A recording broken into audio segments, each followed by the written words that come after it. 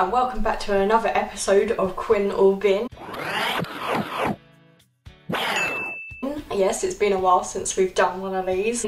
What I'm going to be doing today, as we all know, the Great British Bake Off has come into our lives again. I'm sorry if you're not from the UK, but the Great British Bake Off is basically the heart of Britain. Luckily, the very handsome Paul Hollywood, he put one of his technical challenges up from the first week, which is pineapple upside down cakes, and in this video I'm going to follow it just like we do on the technical challenge on Great British Bake. I have no idea how this is going to turn out. I'm really not good at reading things. I have to watch people bake. I'm definitely a visual learner, but I'm completely reading this from what he posted on his socials. So yeah, this could go either way, and if it goes well, I am auditioning for Great British Bake Off.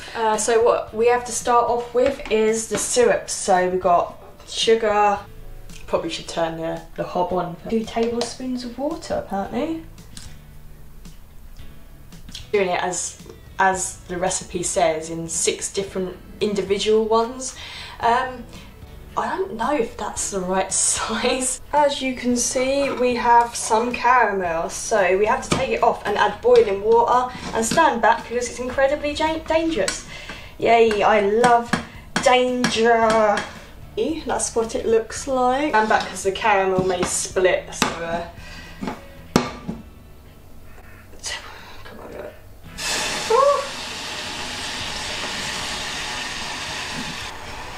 Add the remaining sugar.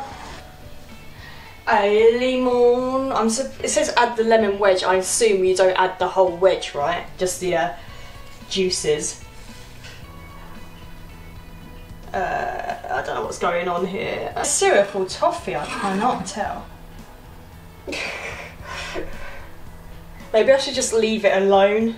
So basically I couldn't be asked to chop a pineapple, so I've got some pineapple chunks. But the problem is, our pudding bases are this big, so I don't know how it's going to work. Yeah. Do some DIY here.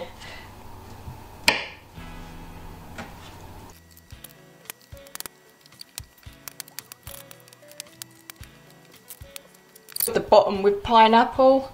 This is not looking good. Our syrup's not a syrupy consistency, and we can't get the right size rings, so a bin definitely looks like it's on its way. The handsome Paul Hollywood also told us to add some cherries to it, so we've done that. Syrup's nearly ready, but we'll start with creaming together the sugar and the butter, shall we? So look at me, I sounded so professional.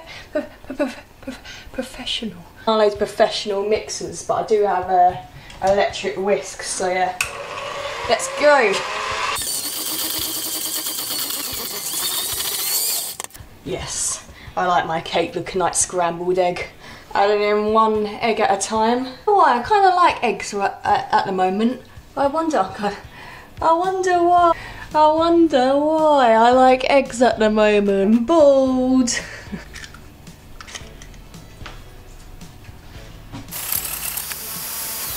Flour. Syrup, however, not great. It's a little bit watery. It smells amazing. It smells like proper syrup though. So what we're going to do is pour a little bit of the syrup in each of the moulds, and then we're going to fill it up with cake batter. So here goes. Right, that one's got too much. That one's got too much. Oh wow. Dude, I made some really tasty syrup now. I'm proud of that. If everything else goes wrong, that is one tasty syrup. Now we're going to spoon our cake mixture now, evenly. There must be a neater way of bloody doing this.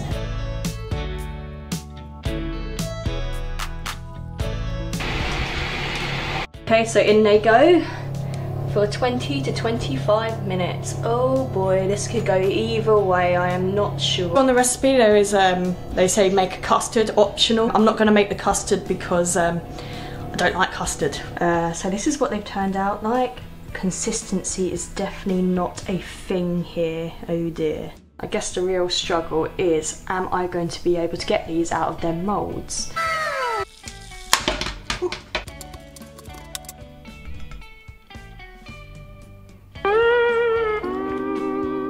Basically, I forgot to press play of me taking all of them out. It was quite humorous because some of them was completely stuck. But this is them all together. That one's probably the best looking one. Here's them from a different angle. You know, they smell fantastic and they're cooked well. It's just the presentation, which I hope Paul Hollywood could forgive me for. That's probably the best sponge I've ever made. You should try this. Oh, and what's great about this is the syrups run all the way down through.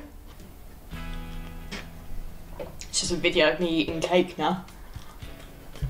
I'm honestly surprised how light and fluffy. It is definitely worth following measurements because that's probably the lightest and fluffiest cake I've ever made. I definitely think you should try it. Link below. Just look at that one because that one's just perfect. Thanks so much for watching. I'm really sorry about the camera angles. I've got a broken tripod and a very small home. I'll have to say, by my standards, these are a Quinn. Paul Hollywood standards, probably a bin.